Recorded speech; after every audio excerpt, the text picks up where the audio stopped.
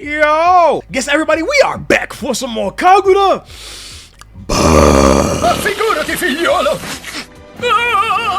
content, ladies and gentlemen. It's been a minute since chapter reviews, because as y'all know, Shueisha's been knocking on my doorstep every time I make these Kagurabachi reviews. And to be honest with you, I'm kind of over it. I really don't care anymore. I'm over it. You may kill the man, but not the idea. Or something like that, or rather, I don't know. But we are here with chapter 85 of Kagurabachi. Holy shit, dude. It's been a minute since I made one of these chapter reviews. I am rusty! But we are here with chapter 85 of Kagurabachi, and we're coming to the climax of the showdown between Samura and our boy Chihiro. Now, throughout their entire engagement, Chihiro has been trying to convince Samura to basically live for the future, live for his daughter. Chihiro has been trying to convince Samura that there is another way out that isn't just plain, you know, now, while yes, Samura does believe that he and the rest of the sword bearers are guilty, but he alone is shouldering all of this weight, not just from the war, but his own personal convictions as a father. And that's where we kind of start off with the chapter here. When we start off with the chapter here, we are once again thrown to this memory of when Samura hears Iori crying behind her bedroom door. And as we know, Samura did not go and comfort her. He just left her alone and eventually started getting tormented by the thought of Iori possibly hanging herself due to all of the bullying and harassment she was receiving because she is Samura's daughter. And throughout this entire arc that Samura has had, he's just a very empathetic person, right? He cares a lot. And this is reflected in him actually, you know, blinding himself because he could not stand the sight of the blood, of the viscera, the gore that he has inflicted upon people. He can't stand to see that anymore. And so, yes, he is blind figuratively as well as physically. And so Chihiro has been trying to convince him, hey, there is a way out of this. I can break the enchanted blades. And we see actually that Chihiro manages to put a chip in Tobimune with a Suzaku-powered EI White Purity Slash. Now, I and many others called out that we definitely did not think that Chihiro would be ready for a threat of this scale. Samura has just had the blade for too long. He's too old. And when I say too old, I mean he just has way more experience over Chihiro. So nobody really thought Chihiro would win this fight necessarily, but I'd be surprised.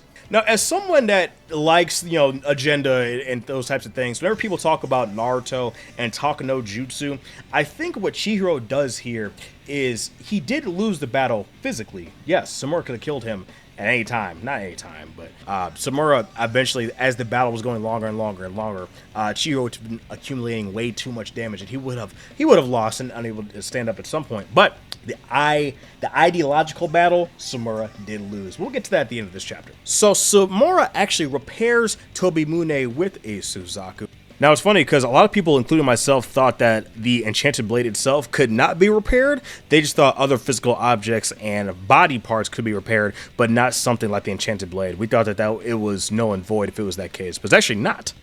And Chihiro and him basically get into a brawl with their blades abilities. We have the crow feathers as well as the Nishiki goldfish kind of swirling around each other, and they're basically flooding the space. They're basically making a makeshift domain expansion, which is really cool. We have this absolutely fantastic shot on the 4th and 5th page where the aspect ratio of the manga changes. It's very cinematic. Oh my goodness. Listen, when this gets put in print, it's going to be very unfortunate because Samura and Chihiro are very close to where the spine of the book would be, but this looks absolutely fantastic. I was reading this on my phone and does not do it justice. Read this on your desktop if you have the time. This looks absolutely amazing. And Chihiro, throughout this entire battle, is saying, I'll keep getting up again and again and again. You're not getting rid of me. I'm going to convince you whether you like it or not. You're not going to kill me either. And Samura says something very poignant here. He says, it's agonizing, isn't it? Gripping the N10. As long as you go on wielding the sword, the pain will always be there. The enchanted blades and I are relics of a past you should put behind you. Now, he's not just talking to Chihiro, he's talking to his daughter as well. And he says, you too don't need to be tormented by the past. Tormented by my past. Samura the entire time is trying to die because he wants to make up for everything that his daughter has been through. And yes, Chihiro does suffer a massive slash through his body. He gets a signature bleach cut, right? You know, like how the niggas in Bleach, like every time someone takes massive damage in Bleach, it's also like the vertical slash, like the it takes one of those. And Samura tells Chihiro, from now on, live your own life. And Chihiro once again switches places with one of his goldfish, and he says, I already am. This is what I want to do. And Chihiro says, all I'm doing is living as best I can. Now, once again, you compare this Chihiro to the troubled young man we saw at the beginning of the story. They're not similar at all. Not just artistically, because I will say Hokozono was, I would say, arguably at his best artistically within this chapter, especially this last page.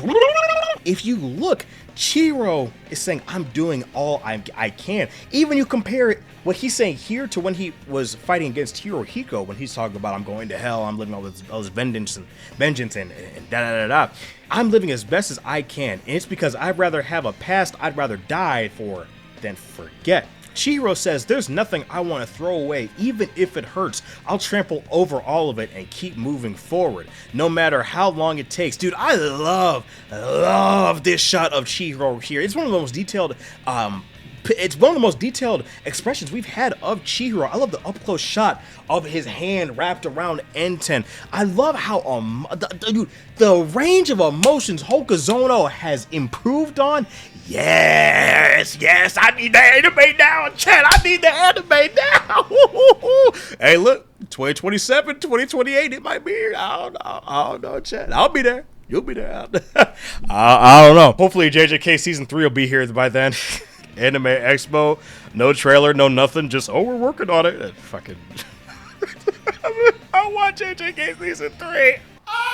And so Iori actually steps in front of Samura while he and Chihiro are engaging in their battle, and Samura actually sees his old wife, and his wife says, when are you going to let go of the past and look towards the future? And Samura's convictions are starting to shake here. He says, I know, I already tried that in a future where I exist. And he says that he failed. He thinks that he failed. And his wife says, I'm counting on you to look after her. And then Samura begins to think about what he should have done, how he could have improved. He did fail, but there's always time to get back up, to try again. And so he imagines a future, what he could have done, where he opens the door and he says, thank you for protecting me, and actually holds his daughter in his arms and comforts her. And then on the next page, we see Samura says to his daughter, looks her in the eyes and says, you've really grown up, healing the wounds on his eyes with Suzaku.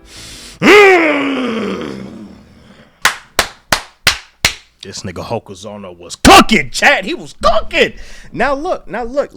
By the way, I want to make this explicitly known. Samura, like, coming around with his character arc, he's got maybe like 10 to 15 chapters left in him, chat. I don't know. I don't see him surviving for very long. He ain't making it to Rush Hour 3, chat. I'm just letting y'all know right now. But this is a fantastic moment. Samura is finally, he's no longer running away. Samura no longer wants to be willingly blind to the things that have occurred in his life. He was running away. Now, while yes, I originally did think that he had some sort of pact with Suzaku to keep it going, he was using his eyes wounds or something like that. No, he was willingly doing it. And for a father to actually face his blindness, self-inflicted, throw it away, throw all of his religious conviction and moral guilt to actually look at his daughter for the first time in her life. That hit, chat. That did. Now, chat, if you also remember, you know who said this same line word for word, bar for bar? Yuta, when he first encountered Chihiro. Now, do I think that we're getting to like weird conspiracy theory, like Yuta is like Chihiro's mom, like Crocodile is Luffy's mom type like conspiracy? No, I don't think so, but it's a very cool parallel, right? And I love the detail in the, again, I think, is it safe to say that Hokozono is at artistic peak here? I don't know. Maybe. I don't know.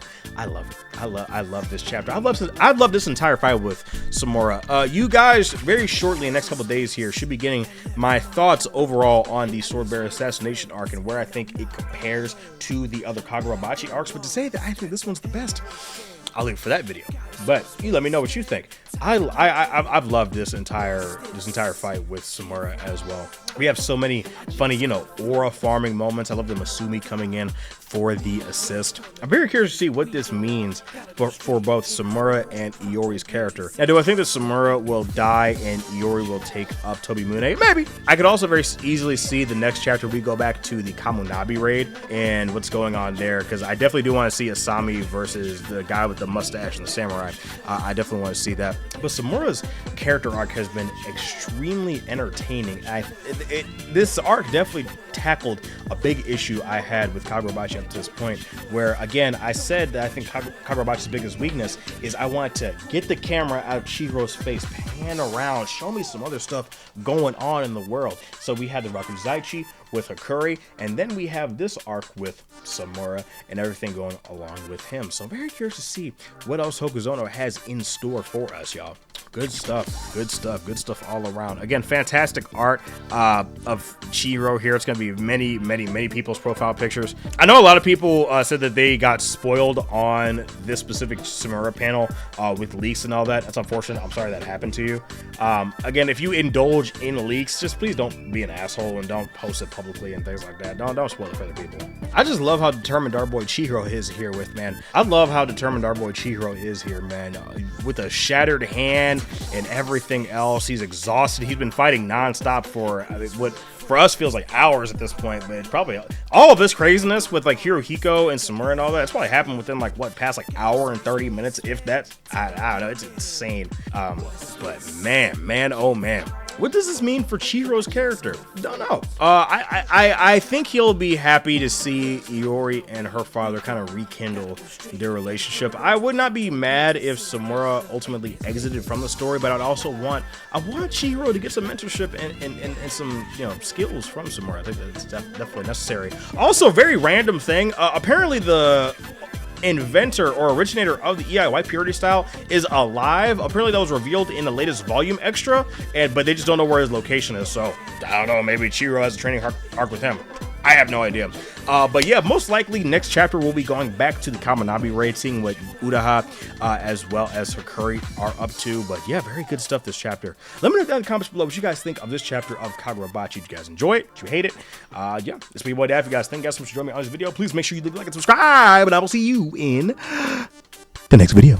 Make sure you take care of yourselves, guys, and have a damn good one. Peace.